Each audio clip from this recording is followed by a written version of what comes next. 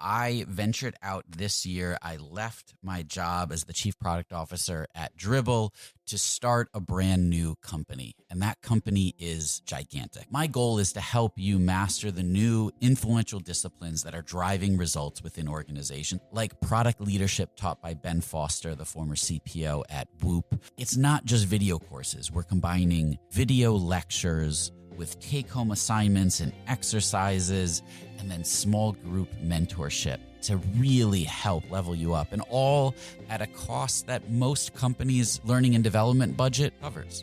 So if you're interested, go to gigantic.is, that's gigantic.is, sign up for a course, and I'll walk you through everything that you need to know. And if you enroll and let me know that you heard about this on Rocketship, I've got a special discount for you.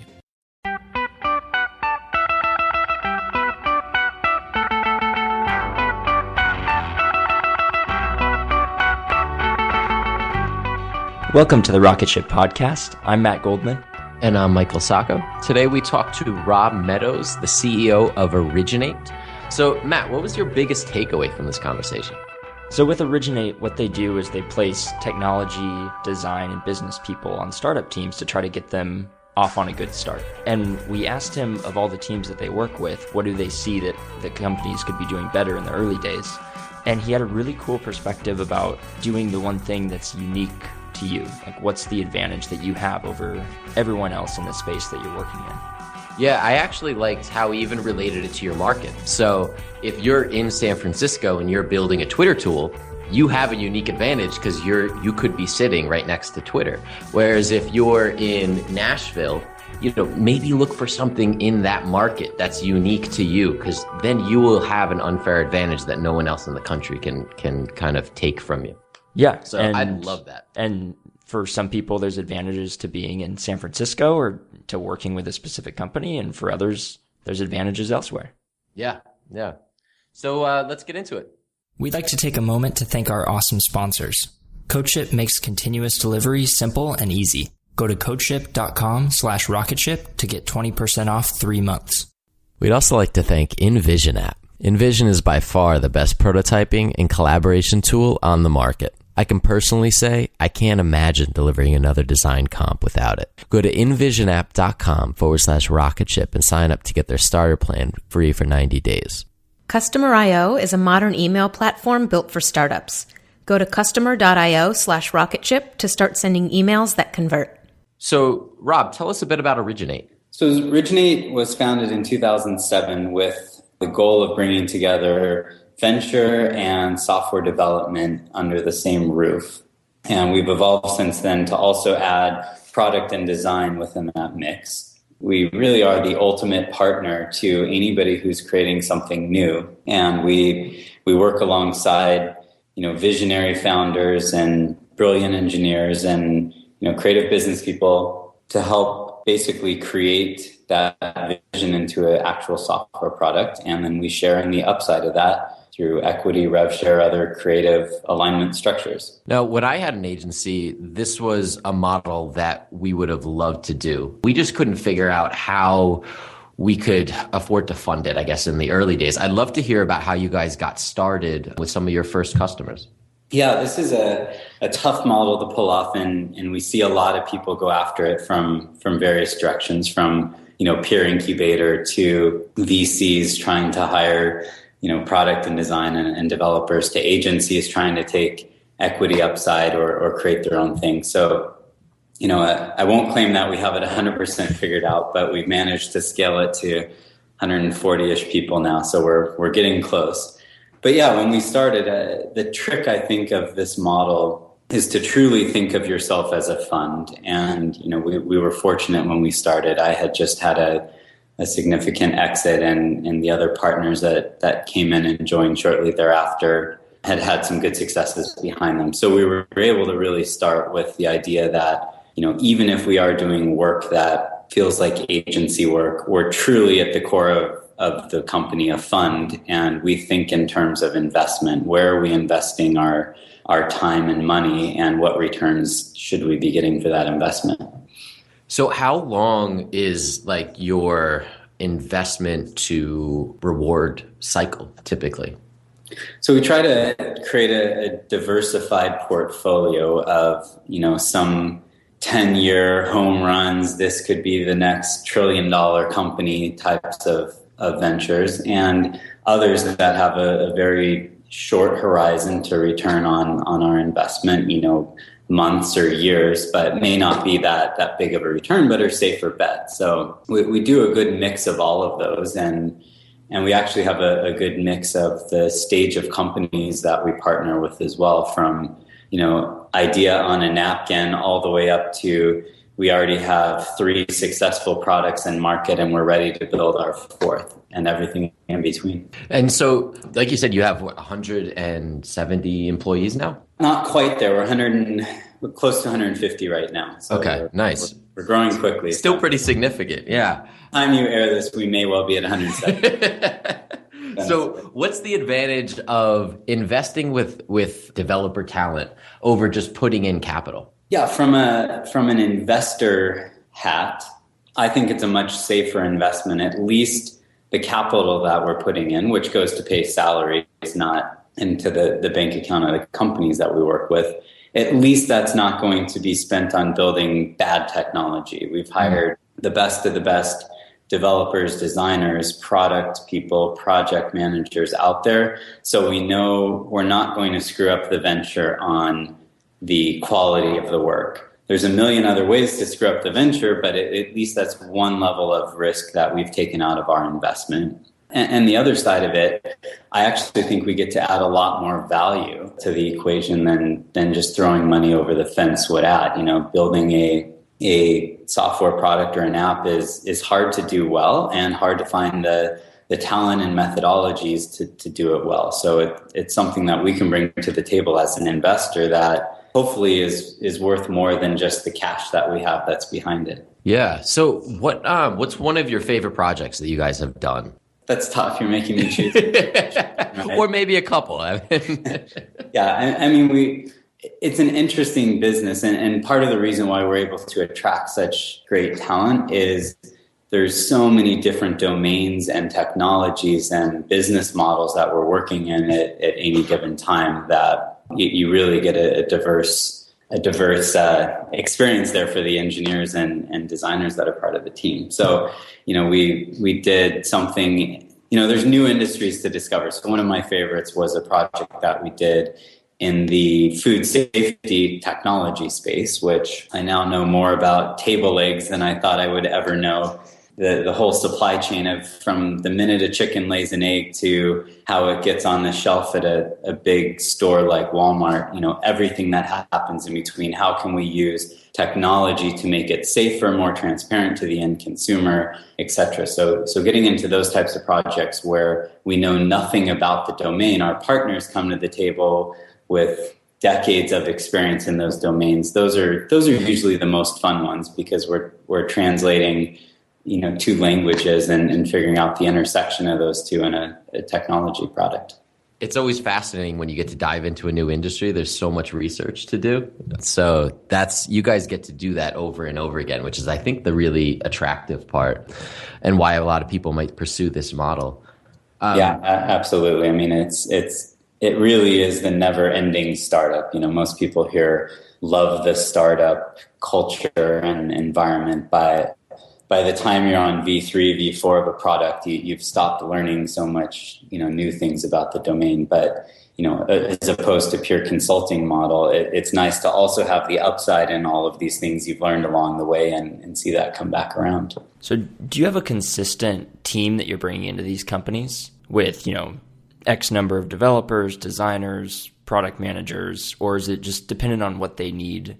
Yeah, I mean, there's consistent themes to the teams. We've done projects with 3 people, we've done projects with 25 people, and it's just a matter of scale and speed and complexity of what we're solving. But there's always we have a product design group here, which is product user experience, visual design, UX research. All of those disciplines combined. Every project has a product design person.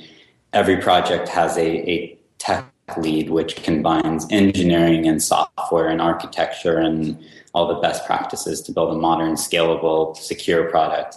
And then every project has a solutions delivery person, which combines the business, the strategy, the process that we're going to go through to deliver it on time, on budget, all of that. So that's kind of in a new venture. It's your CEO, your CTO, and your chief creative officer. That kind of the three of those leaders together drive the project. So each of those could be an individual contributor on a project and work together to deliver it, or those can each have a whole team under them of people from our staff globally that have the right skill sets or abilities to deliver. But we always think in those three. That's really the three schools of the company. The venture side, are we building something that we believe will be valuable? Are we the design side? Are we building something that's useful and usable and beautiful? And then technology side, are we building something that is using the right technology and scaling well in the world? Before we kind of hit record, we talked a little bit about what is a startup, because you guys kind of have this hybrid model, and I was trying to figure out where you fit. And I'd love to get your opinion on what you see as like a product startup versus a service startup, and where you guys fit in that landscape. Yeah, and that's a question we think about a lot of times here. And when I started Originate in 2007, I had gone through a very traditional path, minus maybe taking venture money. In my previous company, I had come up with an idea and recruited a few people that could get behind it and bootstrapped it as far as we could and put it out in the world, and went through an acquisition and did that. So it was very much we started this in a garage. I mean, we literally started it with a server in our closet type of thing. And that's fun, and I think that's what a lot of people envision as your typical startup, and, the other path you go on and get VC funding. We went through the pitches and got term sheets, and, ultimately decided to sell the company instead. But as the world evolves, the barrier to entry to that is going down, exponentially. We had a server in our closet because it would have been thousands of dollars a month to put a server in a data center. And, now it's free on Heroku to spin up a server and test it on a few users. So the open source, software that's out there, the frameworks, the languages that have been developed, the design tools, you can create a new app or a new product or a new website for really just investing your time and doing a little learning. So that's created, you layer onto that the new funding models with crowdfunding and angel funding and these areas, it really is easier than ever to start a new venture company for that sense. So what that has done is it's really flooded the market with, it's great, a lot of great ideas out there, but a lot of duplicates of the same ideas. So, just on sheer odds of success, any particular idea or market is much harder to penetrate now based on all the competition. So if you look at what it really takes to be successful with a new product in the world, you need to de-risk the product itself. Are you building something that people will actually use and like? You need to de-risk the technology. Are you building something that will actually work once people start using it technically? And that's really what Originate's focused on as our core value. But then you have to go de-risk the market. Is there actually a market for this? Are people going to pay money? And then there's the funding risk. Can you actually raise the money behind it to grow it, or go do advertising, or the things you need to do to acquire users? So we've really narrowed in on those last two for our partners. Let's work with partners. If we can de-risk the product and the technology, let's find partners that can de-risk the market and the funding. And if you look at it through that lens, the bigger enterprises actually start to be in a better position to create the next generation of startups, if you will. They have massive sales teams and relationships with existing customers, and no shortage of funding as long as they're successful. So their big inhibitor is, can they think like a startup and act like a startup in terms of the product and technology? And that's traditionally been hard. So we're exploring these next generation, whether it's joint ventures or spin-ins or spin-outs or or partnerships that we can put in place with companies that have already de-risked the market and the funding side of it, to see if we can go out and create that next generation of startup. So, at the end of the day, you need those entrepreneurs, whether they come from the big company or the startup world, to be part of that. But that's kind of where we're looking at the world heading here as we move into the next 5 years of creating new products. I would love to hear a bit about when you guys get like a new startup to come through. What is your process to, I guess, value that company, or see, like, is this something that we want to work with? How do you look at the market, and how do you get partners first and then go and build it? Or is this something where you're building and constantly looking for partners, hoping that you'll catch up? Yeah, it's interesting. I mean, most traditional investors will say, start with the team. We look for the team first, people that we believe in and want to bet in, because they're going to iterate and learn and go. And that, for the most part, remains true. I mean, a big core value of Originate is just being surrounded by extraordinary people, hiring extraordinary people, working with amazing partners that we think are just great people. But beyond that, how we value it, we find people we want to work with, problems that we believe need to be solved. And, there's a lot of other criteria that go into it. Is there an opportunity to build a business around it, make money? Is it an interesting challenge? Is there enough barrier to entry? All of those types of things. So we probably do 80% of our deal flow that we look at is inbound, and maybe 20% of it is outbound, where a group of people here will say, we're really excited right now about what's happening in, personal health or quantified self space. Here's some interesting ideas that I wonder what people are doing around that. So we'll go out and we'll talk to big enterprises. We'll go talk to venture capitalists. We'll go talk to the startups in that space, and we'll look for a place we can play. What we don't do is try to create the whole company on our own. There's a reason why the traditional incubator model doesn't work. And it's simply that we can't focus on all of the parts of all of those businesses. It's too spread thin. Interesting. We still need those partners that can go out there and bet everything on solving this one problem, and we want to work with them. But we need to seek out that right person. So you have kind of a unique perspective where you get to see hundreds of startups start and grow kind of under your wings. Is there a piece of advice that you would give founders just getting started? Yeah, I mean, I think the biggest piece of advice that I could give, and it's probably different advice depending on what city you're in. My advice in Silicon Valley is get out there and start talking to people as fast as you can about your idea. Don't worry about who's going to steal your idea. That always hurts you more than it helps you to be afraid of talking about it. And I think that's generally true everywhere. But my bigger piece of advice I would give to people kind of outside of Silicon Valley or even some of the key tech hubs is figure out in your environment, what is it that in your city, in your community, what is it that gives you this differentiator? If you're going to go compete with a startup that's in Silicon Valley, why do you have a competitive advantage there that they don't? It's tough for the pitches that I see in Europe or in Las Vegas. They're going to go build this feature for Twitter or this add-on to Twitter, and I know there's 10 companies in Twitter's building sitting right next door to them doing the same thing. So it's hard without that proximity or that kind of knowledge of that industry intimately to do that. So,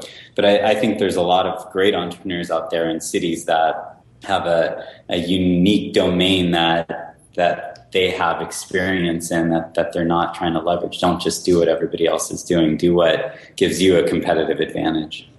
Yeah, that's incredibly refreshing and awesome to hear from outside of Silicon Valley, that perspective, because I think there's advantages in every city across America. but we don't often focus on them. So that's awesome.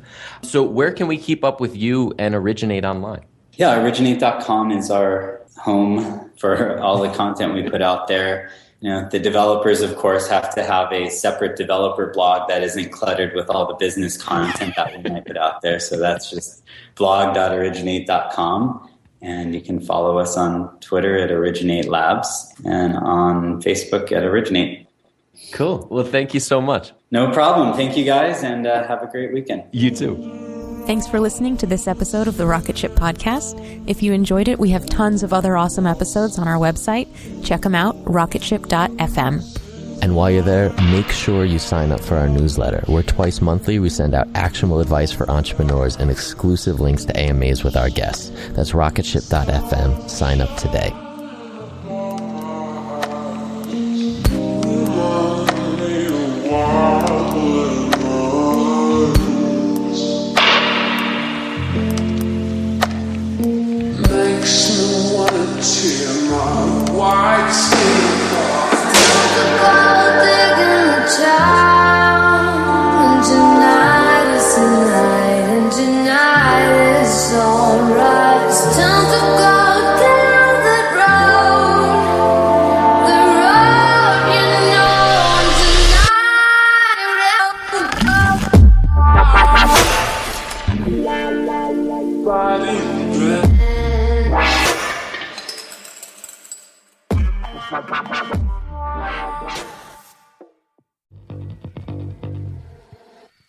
Hey, my name is Lovan Rumpf, and I've been working my ass off as a celebrity stylist by day and a podcast host by night. At the Low Life Podcast, it's all about keeping it real. We're talking fashion, beauty, to religion, sex, drugs, mental health. I mean, there's no topic off limits here, and vulnerability is mandatory. You can find my podcast, The Low Life, that's L-O, no W, everywhere and anywhere you listen to your podcasts. New episodes are out every Thursday. We'll see you then. It's pretty eerie to know you're in a place that no human's ever been before. This is Armchair Explorer, where the world's greatest adventurers tell their best stories from the road. And 4 of us were swept down the side of the mountain, and then I knew there was no way out of this thing. From the heart-pounding to the inspiring and the downright insane. Find Armchair Explorer, a part of APT Podcast Studios, wherever you get your podcasts. Go and find what it is in the world that matches that wildness in yourself.